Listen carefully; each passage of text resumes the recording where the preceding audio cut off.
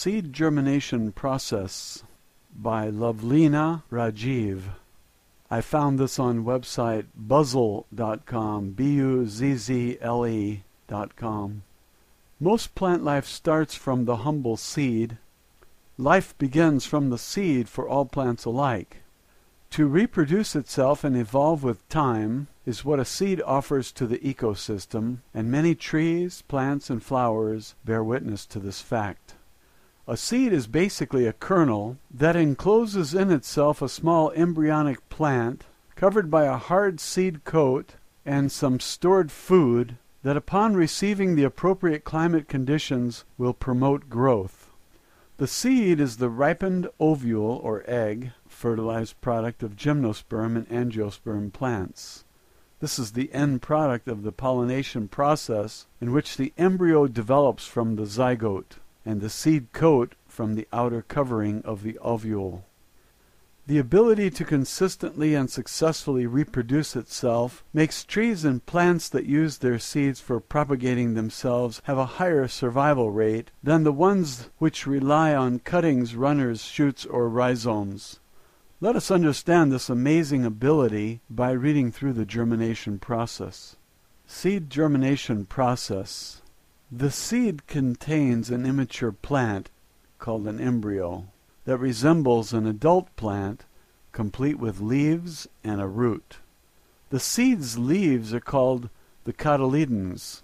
Seeds that contain one embryonic leaf are known as monocotyledons, or monocots. Seeds with two embryonic leaves are termed dicotyledons, or dicots. The food found in the seed, which nourishes the embryonic seedling during the early stages of development, is known as the endosperm. There are certain basic steps of seed germination. For a seed to germinate successfully, first, the right conditions are required.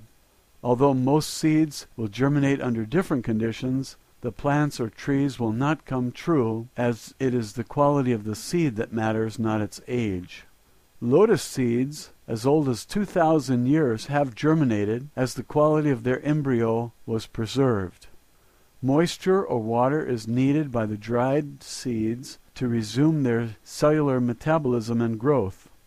Moisture combined with warmth triggers growth, which is probably the reason why sown seeds should be kept in a warm place. Warmth increases humidity, which ensures enough moisture to the seeds. The size of the seed and the depth it is sowed determines how quickly it will sprout through the soil. The larger the seed, the more energy stored in it, and vice versa. This is the reason why large seeds are sowed deeper in comparison to small seeds. Soil matters as the seed takes its oxygen from its pores, and the right temperature will accelerate its growth. Whether a seed needs light, full or partial, or darkness to sprout depends upon its individual physiological need. The dormancy level of the seeds also determines the time it will take to germinate. Another way to germinate seeds is by growing seeds without soil. Germination of seeds.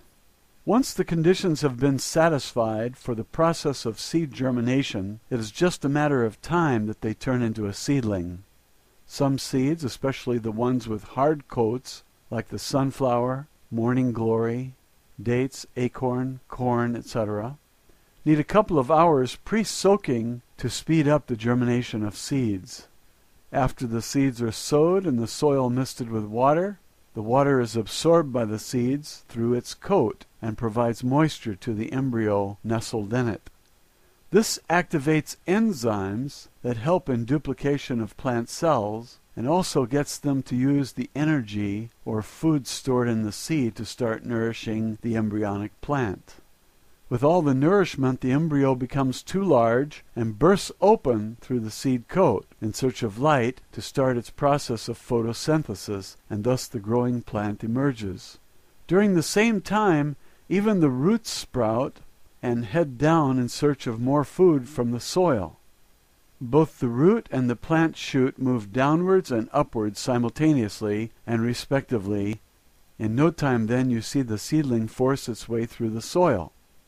The seed germination process is amazing to watch and understand the way it reproduces and ensures its species' survival. So go ahead and sow a few seeds and watch how life sprouts from the soil.